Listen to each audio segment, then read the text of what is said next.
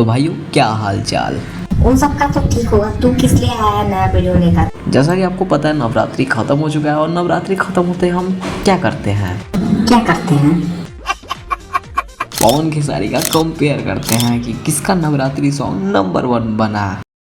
आइए देखते हैं। पर भाई वो नीलकमल का भी फोटो लगाया था ना तूने थंबनेल में, देख रहा है विनोद? व्यूज के लिए लोग क्या क्या करते हैं।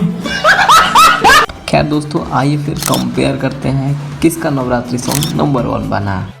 चलो भाई, सबसे पहले नीलकमल सिंह के बारे में बात करते हैं। इनका सबसे ज़्यादा व्यूज वाला नवरात्रि सॉन्ग ये है जिस पे करीब 4 मिलियन ही व्यूज गया है 13 दिन के अंदर।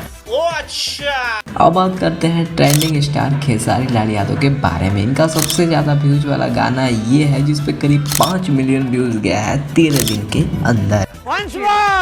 अब बात करते हैं भोजपुरी के पावर स्टार पवन सिंह के बारे में। देखो भाई इस बार इनका एक ही गाना आया जिस पे करीब 8 दिन के अंदर 3.8 मिलियन व्यूज गया है, जो कि बहुत सारे गानों पर इनका एक गाना भारी पड़ गया।